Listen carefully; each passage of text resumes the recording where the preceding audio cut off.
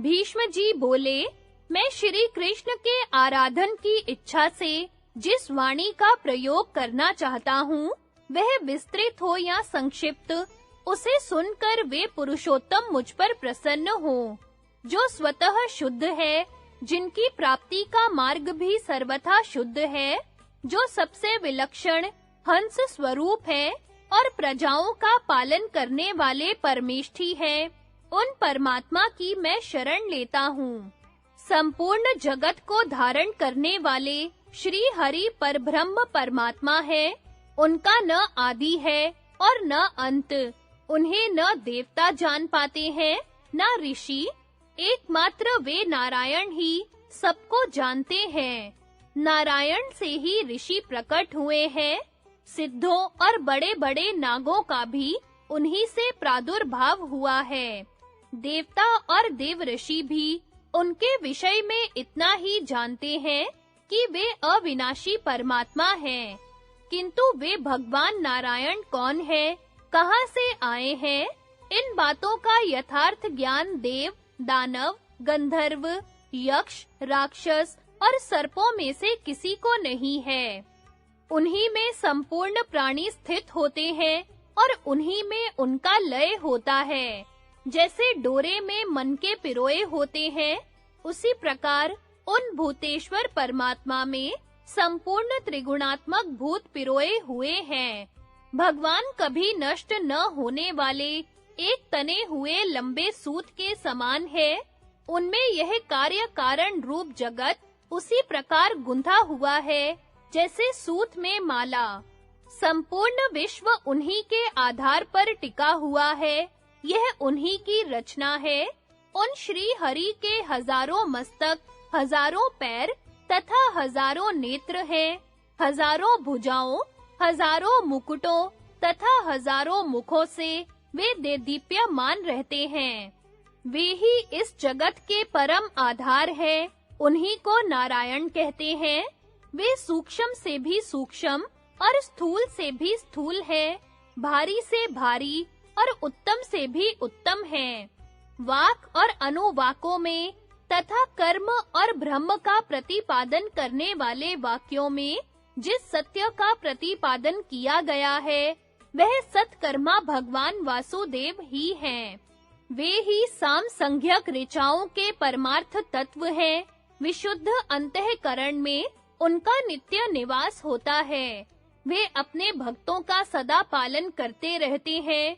श्री कृष्ण, बलभद्र, प्रद्युमन एवं अनिरुद्ध, इन चार स्वरूपों में वे ही प्रकट होते हैं और भक्तजन उक्त चार दिव्य नामों से उन्हीं की पूजा किया करते हैं। भगवान वासुदेव की ही प्रसन्नता के लिए नित्य तप का अनुष्ठान किया जाता है। वे ही सबके भीतर विराजमान हैं। वे सबके आत्मा, सबको जानने वाले, सर्वस्वरूप एवं सबको उत्पन्न करने वाले हैं। जैसे अरणी अग्नि प्रकट करती है, उसी प्रकार देव की देवी ने इस भूमंडल पर रहने वाले ब्राह्मणों, वेदों और यज्ञों की रक्षा के लिए, जिन्हें वसुदेव के सकाश से प्रकट किया था, संपूर्ण कामनाओं का त्याग कर अनन्य भाव से स्थित रहने वाला साधक मोक्ष के उद्देश्य से अपने विशुद्ध अंतःकरण में जिन शुद्ध बुद्ध आत्मा रूप गोविंद का ज्ञान दृष्टि से साक्षात्कार करता है, जिनका पराक्रम इंद्र और वायु से बढ़कर है, जिनके तेज के सामने सूर्य की कोई हस्ती नहीं है और जिनके स्वरूप तक मनुष्य के मन, बुद्धि तथा इंद्रियों की पहुंच नहीं हो पाती, उन प्रजापालक परमेश्वर की मैं शरण लेता हूँ। पुराणों में जिनका पुरुष नाम से वर्णन किया गया है, जो युगों के आरंभ में ब्रह्म और युगांत के समय संकर्षण कहे गए हैं, उन उपासनीय परमेश्वर की मैं उपासना करता हूँ, जो एक होकर भी अनेक रूपों में प्रकट हुए हैं, समस्त कामनाओं को पूर्ण करने वाले हैं।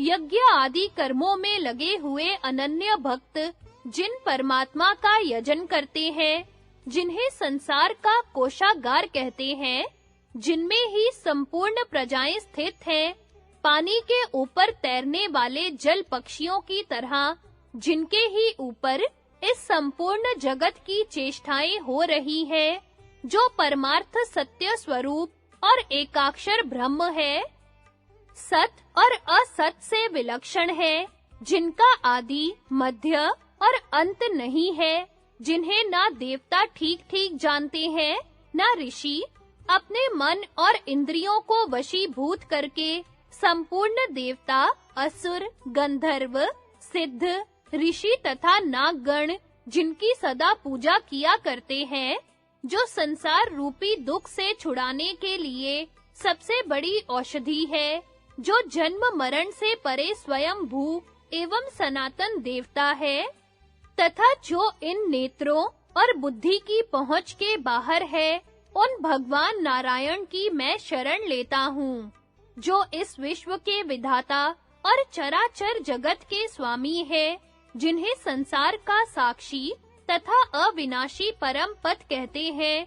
उन परमात्मा की मैं शरण ग्रहण करता हूँ, जो सुवर्ण के समान कांति वाले और दैत्यों के संहारक हैं, एक होने पर भी जिन्हें अदिति देवी ने अपने गर्भ से 12 आदित्यों के रूप में प्रकट किया, उन सूर्य स्वरूप परमेश्वर को नमस्कार है, जो अपनी अमृतमयी कलाओं से शुक्ल पक्ष में देवताओं को और कृष्ण पक्ष में पितरों को तृप्त करते हैं, तथा जो संपूर्ण द्विजों के राजा हैं, उन चंद्रमा के रूप में प्रकट हुए परमात्मा को प्रणाम है, जो अज्ञानमय महान अंधकार से परे और ज्ञानालोक से अत्यंत प्रकाशित होने वाले आत्मा है, जिन्हें जान लेने पर मनुष्य मौत के चंगुल से छूट जाता है, उन ज्ञेय रूप परमेश्वर को नमस्कार है।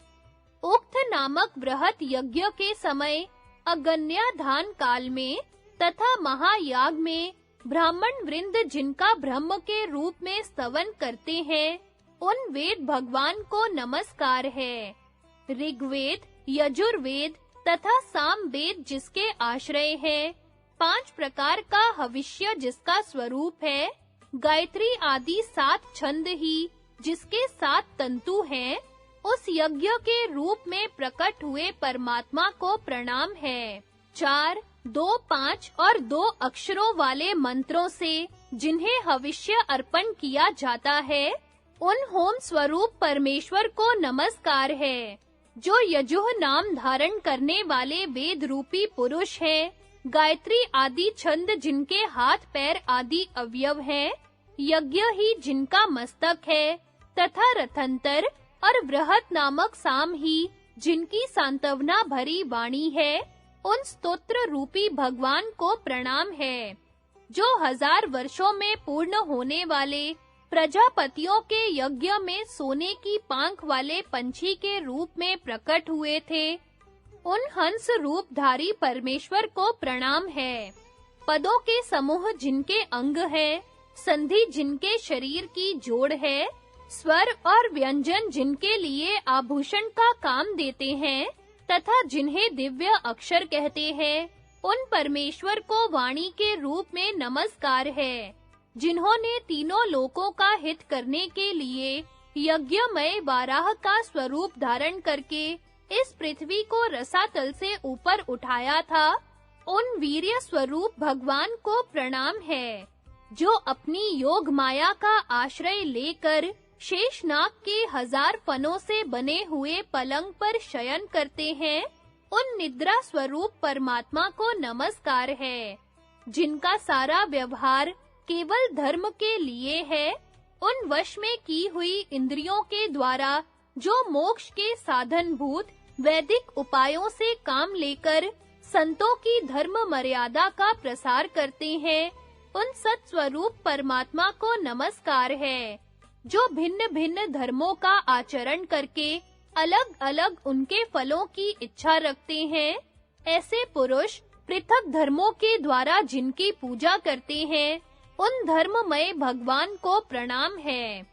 जिस अनंग की प्रेरणा से संपूर्ण अंगधारी प्राणियों का जन्म होता है, जिससे समस्त जीव उन्मत्त हो उठते हैं, उस काम के रूप में प्रकट हुए परमेश्वर को नमस्कार है। जो स्थूल जगत में अव्यक्त रूप से विराजमान है, बड़े-बड़े महर्षि जिसके तत्व का अनुसंधान करते रहते हैं, जो संपूर्ण क्षेत्रों में क्षेत्रज्ञ के रूप में बैठा हुआ है, उस क्षेत्र रूपी परमात्मा को प्रणाम है।